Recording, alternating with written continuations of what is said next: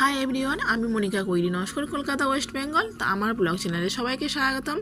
তা আজকে চলো মিল্ক শেক বানাবো। তা মিল্ক শেক বানাতে গেলে আমি মিল্কটাকে প্রথমে দুধটাকে ভালো করে গরম করে ফুটিয়ে নিয়েছি, গাঢ় করে নিয়েছি। আর এখানে নিয়েছি আমন্ড, আর আমাকে পেস্ট করে নেবো। এটা আমন্ড নিয়েছি, একটু কাজু নিয়েছি, কিশমিশ নিয়েছি। এবারে সব উপকরণগুলো একটু ভালো করে পেস্ট করে নেব। আর পেস্টটা পুরোপুরি ভালো করে করবো না, একটু গোটা গোটা যেন থাকে সেইভাবে পেস্টটা করব। তার সাথে রয়েছে এখানে সাদা তিলটা দিলাম। এটা ক্যালসিয়ামের প্রচুর পরিমাণে, আর হেলদি ফুড, একটা হেলদি মিল্কশেক বানাচ্ছি। তো এটা বাচ্চা বড় সবাই খেতে পারো, আর প্রচুর পরিমাণে প্রোটিন থাকে, আর ক্যালসিয়াম গুণ, আর হচ্ছে তোমার জানো তো প্রচুর পরিমাণ। আর আমি একটু দুধ নিয়ে নিলাম, দুধ নিয়ে ভালো করে আমি এটা পেস্ট করে নেবো।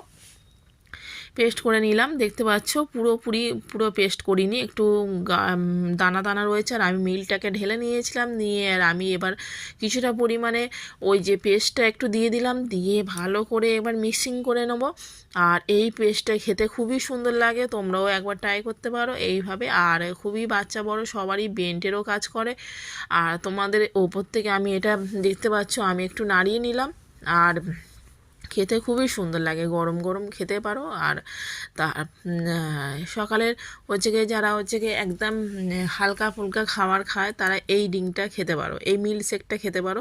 তা আমি তার জন্যে একটু কিছুটা পরিমাণে ব্যানানা নিয়েছি, ব্যানানাটা দিয়ে দিলাম উপর থেকে। আর এইভাবে আমার রেডি হয়ে গেল মিল্কশেক। তা কেমন লাগলো আমার এই মিল্কশেকটা তোমাদের জানিও বন্ধুরা। আর যদি ভালো লেগে থাকে একটা লাইক, কমেন্ট, সাবস্ক্রাইব করো বন্ধুরা, পাশে থেকো এইভাবে। আর আরও নিত্য নতুন ভিডিও পেতে তোমরা আমার চ্যানেলটাকে সাবস্ক্রাইব করে পাশে থেকো, ঠিক আছে বন্ধুরা। আর কেমন লাগলো জানাতে ভুলো না কিন্তু। সবাইকে আবার কোনো একটা ভিডিওতে দেখা হচ্ছে তোমাদের। সবাই ভালো থেকো, সুস্থ থেকো, টাটা।